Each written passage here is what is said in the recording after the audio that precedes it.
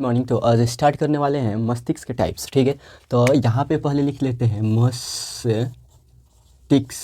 मस्तिष्क का प्रकार, ठीक है। यानी मस्तिष्क कितने टाइप्स के होते हैं? तो मस्तिष्क बेसिक 3 टाइप के होते हैं। पहला होता है अग्र मस्तिष्क, ठीक है, अग्र मस्तिष्क, राइट। अग्र मस्तिष्क को हम बोलते हैं फोर ब्रेन, ठीक है, फोर ब्रेन बोला जाता है, ठीक है। उसके अलावा दूसरा जो होता है वो होता है मध्य मस्तिष्क,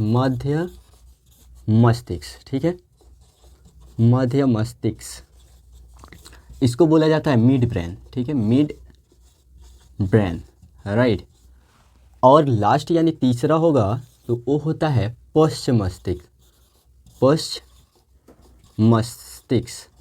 ठीक है, जिसको बोला जाता है हिंट ब्रेन, ठीक है। ये 3 टाइप्स होते हैं हमारे ब्रेन का। पहला होगा अग्र मस्तिष्क, मध्य मस्तिष्क और पश्च मस्तिष्क। तो यहाँ पे हम लोग बात करेंगे अग्र मस्तिष्क के, ठीक है। तो ये दोनों को हम क्या करते हैं, इन दोनों को कर देते हैं हम लोग इरेज, ठीक है। तो यहाँ पे हम यहाँ पे देखते हैं कि अग्र मस्तिष्क के 2 प्रकार होते हैं, 2 टाइप्स होते हैं। एक होता है हमारा प्रमस्तिष्क,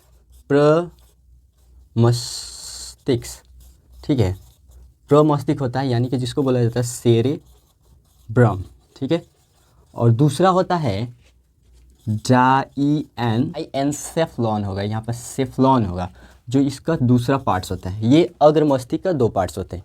अब हम बात करेंगे कि प्रमस्तिष्क यानी सेरेब्रम किस तरह होता है। देखो ये वाला जो एरिया होगा यहाँ से लेकर ये सारे के सारे सेरेब्रम के अंदर आते हैं, ठीक है। सेरेब्रम क्या होगा, 2 पार्ट्स में डिवाइड होता है। एक होता है लेफ्ट साइड, दूसरा होता है राइट साइड, ठीक है। तो लेफ्ट और राइट अनुदैर्ध्य या खांच के जरिए ये दोनों बीचों बीच डिवाइड होते हैं, ठीक है। और इन दोनों पार्ट्स को जोड़कर जो रखता है, ये दाएं और बाएं वाले भाग को जोड़े रखता है कार्पल्स के जरिए, ये दोनों जुड़े रहते हैं, ठीक है।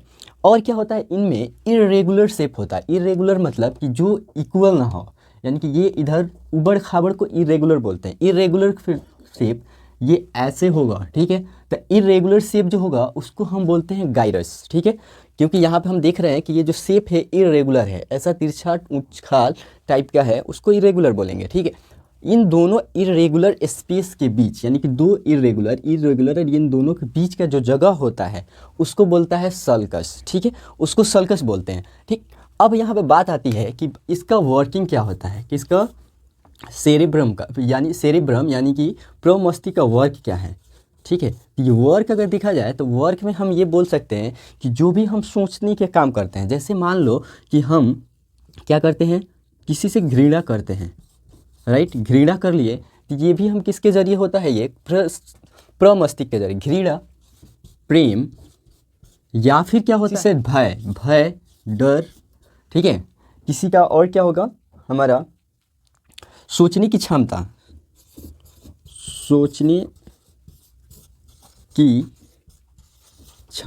जितना भी सोचने की क्षमता होती है, ये सारी के सारी किससे होती है, सेरेब्रम से होती है, ठीक है। जैसे कि हमारा अगर हमें कष्ट हो रहा है तो ये भी किसके जरिए हमें मालूम होता है, सेरेब्रम के जरिए, राइट। और एक बात, कभी अगर जिस इंसान के, अब देखो अगर मान लो कि किसी इंसान का क्या है, सेरेब्रम छोटा हो जाता है तो क्या हो सकता है। तो देखो यहाँ पे हम इससे देख लेते हैं, अगर किसी मनुष्य, ठीक है, मनुष्य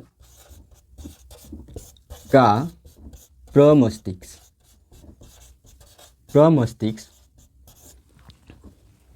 छोटा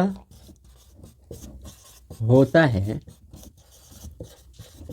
तो वह मनुष्य मंद बुद्धि होगा, ठीक है। अगर मान लो किसी इंसान का क्या है कि प्रमस्तिष्क यानी कि सेरेब्रम छोटा हो गया है, तो इंसान क्या होगा, वो इंसान की जो बुद्धि होगी वो कम होगी, यानी कि उसकी सोचने की क्षमता जो होगी वो कम होगा, ठीक है। ये तो हो गया हमारा प्रमस्तिष्क का। अब देखो डायएन्सेफेलॉन के क्या कार्य होता है, ठीक है। तो यहाँ पे हम इसको करते हैं इरेज, और फिर हम मिलते हैं आपको इस वाले, फिर इसको, हाँ। तो यहाँ पे हम फिर ये स्टार्ट करते हैं कि इसका क्या कार्य होता है, ठीक है। हम ये क्या करता है हमारे ब्रेन का करता है। तो इसका वर्क अगर देख लिया जाए, वर्क यानी काम, कार्य इसका देखा जाए, ठीक है। तो कार्य में क्या होगा, डायएन्सेफेलॉन क्या करता है कि हमें क्या होता है, तापमान यानी कि जो हमें गर्मी महसूस होती है वो यही सेंस करके बताता है।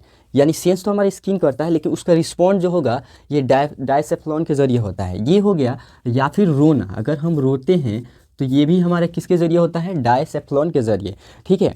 इसके अलावा और भी क्या है कि जैसे हमें दर्द होता है, क्या होगा, अगर हमें दर्द हो रहा है तो ये भी हमारे किसके ज़रिए मालूम चलता है, डायसेफ्लॉन के ज़रिए।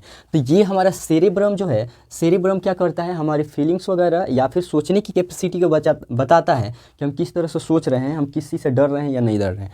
अगर और यहाँ डायसेफ्लॉन क्या करता है, हमारे बॉडी के टेम्परेचर यानी बाहर के धूप वगैरह के बारे में बताएगा। इसके साथ ही हम यानी रोने में या दर्द में ये सहायता करता है, ठीक है। और इसके अलावा इसके आगे अगर देखा जाए तो अगर किसी इंसान के बॉडी से अगर सेरेब्रम यानी कि ये वाला पार्ट्स निकाल दिया जाए तो वो सोचना भी बंद कर देगा।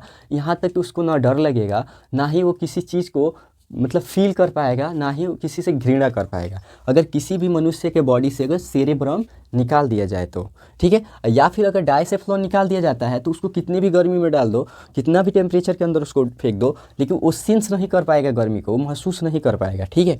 ना ही वो रो पाएगा और ना ही वो दर्द महसूस कर पाएगा। तो ये कुछ फैक्ट्स हैं, अगर बाय द वे किसी इंसान के अंदर ऐसा कर दिया जाता है तो, ठीक है। तो बहरहाल ये रहा हमारा आज का टॉपिक। हम फिर इसके आगे बात करेंगे इसके नेक्स्ट वाले वीडियो में। तब तक के लिए जय हिंद, जय भारत।